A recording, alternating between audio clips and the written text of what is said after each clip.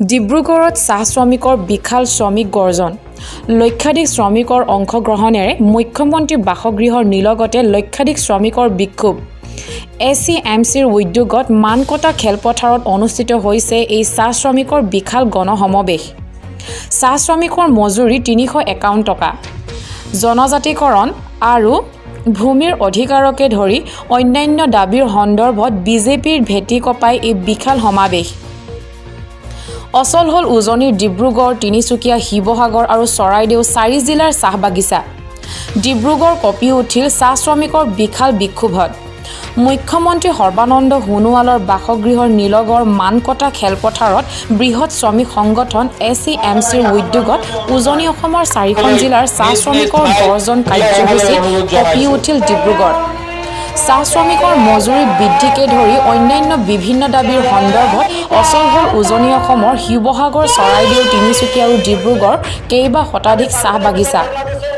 বাগিচাৰ কাম বন্ধ কৰি ওলাই আহিল প্ৰতিবাদস্থলীলৈ ৰাজ্যখনৰ লক্ষ লক্ষ চাহ শ্ৰমিকৰ ন্যূনতম মজুৰি এক সুস্থিৰ সিদ্ধান্ত গ্ৰহণ কৰি তাক কাৰ্যকৰী কৰা চূড়ান্তভাৱে বিজেপিৰ সৰ্বানন্দ সোণোৱাল চৰকাৰ বিফল হোৱাৰ অভিযোগ 2017 চনৰ ছেপ্টেম্বৰ মাহত শ্ৰমিকৰ ন্যূনতম মজুৰিৰ সন্দৰ্ভত এক নিৰ্দেশনা জাৰি কৰাৰ লগতে তদানীন্ত মুখ্য সচিব MGK ভানুৱে সেই সময়ত চাহ শ্ৰমিকৰ মজুৰি 351 টকা হ'ব বুলি এক প্ৰস্তাৱ দাখিল কৰিছিল সেই প্ৰস্তাৱ পৰৱৰ্তী 2018 চনৰ 1 জানুৱাৰীৰ পৰা কাৰ্যকৰী হ'ব বুলি অসম চাহ মজুদৰ সংঘকে ধৰি অন্যান্য ট্ৰেড ইউনিয়ন আৰু সকলো চাহ শ্ৰমিকেও আশাৰে বাট চাইছিল যদিও বাস্তৱ নহল উক্ত প্ৰস্তাৱ কাৰ্যকৰী নকৰাত SCMCয়ে অন্তৱৰ্তীকালীন এক সাহায্য দিয়াৰ দাবী জনায় চৰকাৰ মালিক পক্ষৰ হতে কেইবালানি আলোচনাৰ অন্তত ৰাজ্যৰ শ্ৰম মন্ত্ৰীয়ে পূৰ্বৰ নিৰ্ধাৰিত অন্তৱৰ্তীকালীন ভাত্তা 50 টকাৰ সলনি 30 টকাহে ধাৰ্য কৰি 1 জানুৱাৰীৰ পৰিৱৰ্তে মাৰ্চৰ পৰা দিয়া ব্যৱস্থা কৰে চৰকাৰৰ এনে হঠকাৰিতাৰ বাবে ৰাজ্যৰ প্ৰতিগৰাকী শ্ৰমিকে 1560 টকাকৈ হেৰুৱাব লগা হয় ফলত ৰাজ্যৰ 8 লাখ শ্ৰমিকৰ সৰ্বমুঠ 128 কোটি টকা চাহ শ্ৰমিক সমূহক বিজেপি নেতৃত্বাধীন সোণোৱাল চৰকাৰে ৰেহাই দিয়াটো যথেষ্ট ৰহস্যৰ সৃষ্টি কৰা বুলি SCMCয়ে অভিযোগ কৰে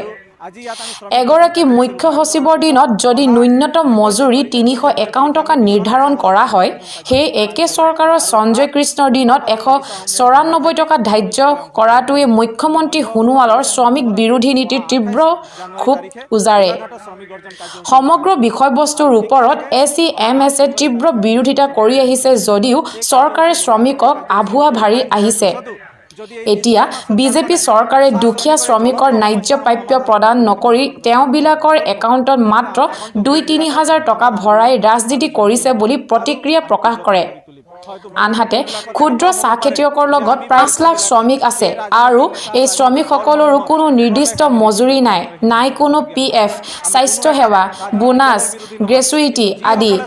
ৰাজ্য চৰকাৰৰ ৱেজ ৱৰ্ডেও 240 টকা ধাৰ্য কৰি দিছিল যদিও একাংশ ৰাজনীতিকৰ পৃষ্ঠপোষকতাত থকা বাগানসমূহে আজিও শ্ৰমিকক শোষণ কৰি বঞ্চিত কৰি আহিছে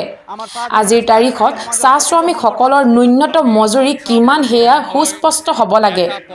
সেয়া প্ৰতিগৰাকী শ্ৰমিকেও জনা উচিত বুলি দাবী কৰে SCMCৰ সভাপতি তথা প্ৰাক্তন কেন্দ্ৰীয় মন্ত্ৰী পৱন সিং ঘাটোৱাৰে শ্ৰমিকসকলৰ বিভিন্ন সমস্যাৰাজিক লৈ সেয়েহে চাহ শ্ৰমিক এতিয়া ক্ষুব্ধিত বুলি কৈ স্বয়ং মুখ্যমন্ত্ৰীৰ বাসগৃহ কিছু নিলগতে এনে বিশাল গণসমাৱেশ বিক্ষোভ কাৰ্যসূচীত প্ৰায় 1 লাখ লোকৰ সমাৱেশ হোৱাৰ লগতে নিৰ্বাচনৰ পূৰ্বে বিজেপি চৰকাৰৰ বিৰুদ্ধে এক প্ৰকাৰে কংগ্ৰেছৰ বি টিম SCMCয়ে নিজৰ শক্তি প্ৰদৰ্শন কৰে আনহাতে অহা 21 জানুৱাৰীটো বিশ্বনাথত আৰু 28 জানুৱাৰীত যোৰহাটত ন্যায্য প্ৰাপ্যৰ দাবীত বিশাল শ্ৰমিক বিক্ষোভ অনুষ্ঠিত কৰা হ'ব বিজেপি চৰকাৰে চাহ শ্ৰমিকক লৈ বিভিন্ন আঁচনি গ্ৰহণ কৰি ৰাজনীতি কৰা সময়তে কংগ্ৰেছেও চাহ শ্ৰমিকক লৈ এনেদৰে বিশাল বিক্ষোভৰ জৰিয়তে এক প্ৰকাৰে ৰাজনীতি কৰাৰ আৰম্ভ কৰিলে গৰ্জন কাৰ্যসূচীত জ্যেষ্ঠ সাংবাদিক নিতুমণি শইকীয়া প্ৰাক্তন কেন্দ্ৰীয় মন্ত্ৰী তথা SCMCৰ সভাপতি পৱন সিং ঘাটোৱাৰ, প্ৰাক্তন মন্ত্ৰী পৃথিৱী মজি,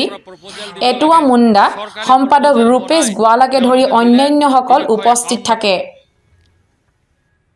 তাৰ পিছত আলোচনা হ'ল, আলোচনাত নিদিয়াৰ কাৰণে আমি দাবী কৰিলোঁ ইণ্টাৰিম ৰিলিফ দিব লাগে বুলি। আমি 50 টকা কৈছিলোঁ, তেওঁলোকে 30 টকা দিলে।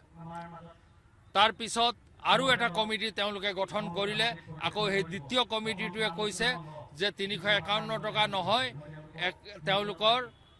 দৈনিক হাজিৰা 194 টকা হ'ব লাগে। আমি বুজি পোৱা নাই, একে চৰকাৰ নিৰ্বাচনৰ আগত ক'লে 350 টকা, নিৰ্বাচনৰ পিছত কমিটি গঠন কৰি ক'লে যে 351 টকা হ'ব লাগে। আকৌ এতিয়া নতুনকৈ কমিটি গঠন কৰি কৈছে যে 354 টকা হ'ব লাগে। এইটো এটা ডাঙৰ প্ৰতাৰণা। তাৰ লগতে আমাৰ এই 12খন আমাৰ ATCৰ বাগিচাত যিসকল শ্ৰমিক কাম কৰে, তেওঁলোকৰ প্ৰভিডেণ্ট ফাণ্ডৰ প্ৰায় 240 কোটি টকা তেওঁলোকে আজিলৈকে জমা দিয়া নাই। ইয়াত ভোটৰ কাৰণে তেওঁলোকে শ্ৰমিকৰ একাউণ্টত 3000কে টকা ভৰাইছে, তাকো 8 লাখ শ্ৰমিক বুলি কৈছে। কিন্তু তাতকৈ বহুত শ্ৰমিক আছে, যিমান শ্ৰমিক আছে তাৰ 3/4 ভাগৰ এভাগেহে পাইছে। আৰু তাতকৈ দুখৰ কথা যে আমাৰ অসমৰ এই ক্ষুদ্ৰ চাহ বাগিচাসমূহত, সকল ক্ষুদ্ৰ চাহ বাগিচাসমূহত 5 লাখতকৈ বেছি মানুহ কাম কৰে। তেওঁলোকৰ কোনো হাজিৰাৰ ব্যৱস্থা নাই। কোনোবাই 120 টকা দিয়ে, কোনোবাই 130 টকা দিয়ে, কোনোবাই 150 টকা দিয়ে। তেওঁলোকৰ প্ৰভিডেণ্ট ফাণ্ড নাই, গ্ৰেচুইটি নাই, বোনাছ নাই, ৰেচন নাই, একো নাই। আমি কৈছোঁ এইটো চৰকাৰৰ সাংবিধানিক দায়িত্ব যে অসংগঠিত শ্ৰমিকসকলৰ মিনিমাম ৱেজ ঠিক কৰিব লাগে। তেওঁলোকে এটা নটিফিকেশ্যন জাৰি কৰিছিলে যে 245 টকা হ'ব লাগে। তাৰপিছত সেইটো ফাইনেল নকৰিলে। আমি কৈছোঁ যে কি, যিটো তোমালোকে উপযুক্ত ভাবা এটা মিনিমাম ৱেজ দিয়া, কাৰণ তাত কাম চাহ শ্ৰমিকক যি প্ৰতাৰণা, সেই প্ৰতাৰণাৰ বিৰুদ্ধে আজি শ্ৰমিক জাগি উঠিছে আৰু সেইকাৰণে আজি শ্ৰমিক গৰ্জন কাৰ্যসূচী লোৱা হৈছে। আপোনালোকে জানে কংগ্ৰেছৰ 70 বছৰীয়া শাসনত, AGPৰ 10 বছৰীয়া শাসন আৰু বিজেপিৰ আজি 11 বছৰীয়া শাসনত কিন্তু চাহ শ্ৰমিকে প্ৰাপ্য ন্যায় নাপালে। চাহ শ্ৰমিকৰ যি মজুৰি 351 টকালৈ বৃদ্ধি পাব লাগিছিল, সেই বৃদ্ধি হোৱা নাই। সেইকাৰণে আজি এই কাৰ্যসূচী লোৱা হৈছে। আৰু আমাৰ পৰৱৰ্তী সময়ত বিশ্বনাথ চাৰিআলিত, তাৰপিছত আমাৰ গোলাঘাটত, আৰু যদি আমাৰ তাৰপিছতো যদি আমাৰ শ্ৰমিকৰ হাজিৰা 351 টকালৈ বৃদ্ধি নহয় আৰু আমাৰ 11 টকাৰ দাবী পূৰণ নহয়, তেতিয়া আমি 8 ফেব্ৰুৱাৰী তাৰিখে আমি দিছপুৰ চলোৱা কাৰ্যসূচী লৈছোঁ। আৰু যদি সেই দিছপুৰ চলোৱা কাৰ্যসূচীত যদি চৰকাৰে সঁহাৰি নজনালে আৰু আমাৰ মজুৰি আদি কৰি অন্যান্য যি 11 দফীয়া দাবী আছে যদি পূৰণ নহয়, তেতিয়া আমি আগন্তুক যি নিৰ্বাচন আহি আছে, আমাৰ মাজত ইতিমধ্যে চিন্তা চৰ্চা হৈ আছে, আমাৰ মাজত আলোচনা হৈছে, হয়তো আমি নিৰ্বাচন বৰ্জন কৰিব নিচিনা কাৰ্যসূচী ল'বলগীয়া হ'ব পাৰে, বা আমি যিকোনো ৰাজনৈতিক দলৰ নেতা কৰ্মীক আমি বাগানত প্ৰৱেশ কৰাত বাধা প্ৰদান কৰিম। চৰাইদেউ মথুৰাপুৰৰ পৰা দিগন্ত গগৈ ৰিপৰ্ট, প্ৰতিদিন লাইভ আছাম।